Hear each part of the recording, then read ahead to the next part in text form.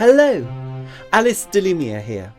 I just wanted to tell you about a performance I have coming up, Trans Lady Sings, my personal quest as a non-musician and non-singer to attempt to learn to sing opera, largely at a contralto range or countertenor if you're going to be a stickler for the details. We've had an enormous amount of fun performing this show since its premiere at Tête-a-Tete, the Opera Festival 2023, when we opened at the Cockpit Theatre. We then took the show to Colchester Arts Centre, who co-commissioned the project, and subsequently on to Cambridge Junction. What has been particularly rewarding is how other arts organisations and venues have partnered and assisted me with this most eccentric endeavour. The following year, the show had a lovely European adventure in Avignon, thanks to Théâtre au Chapeau Rouge and the Colchester Twinning Society.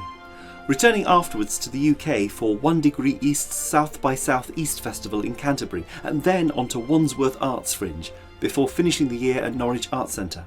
We've had a rotating set of brilliant guest pianists, including Maggie Yu at Colchester, Francis Squire in Avignon, Charlie Kane at Norwich Arts Centre, with the ever-fabulous Daniel Lee Chappell, who played for the Tete-a-Tete premiere. Rubbish!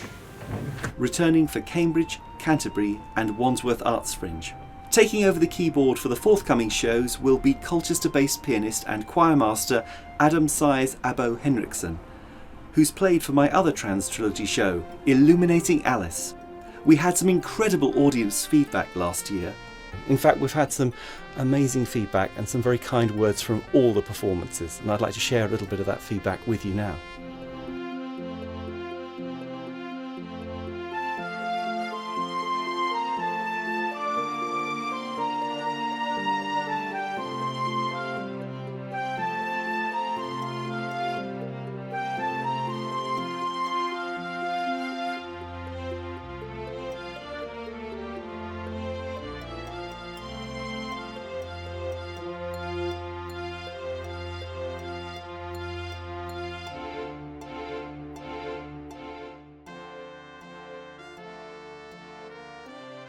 Am I a singer yet?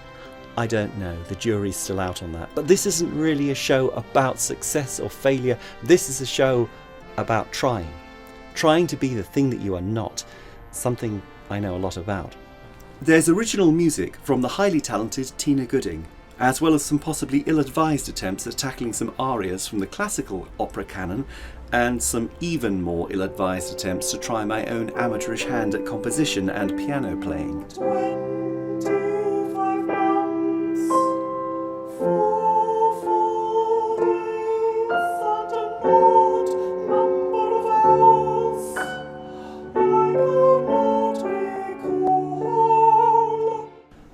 The development of this project into a full touring production has been supported using public funding by the National Lottery through Arts Council England, and I am very grateful for that support, which has allowed this show to grow and flourish.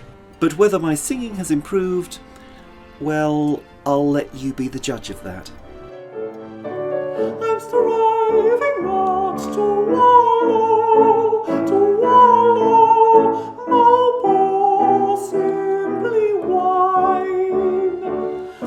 But now I've passed the tender age of 49. 52 now, can you believe? I yearn to earn. This is a show about trans voices, vocal gender coding and the need to be heard.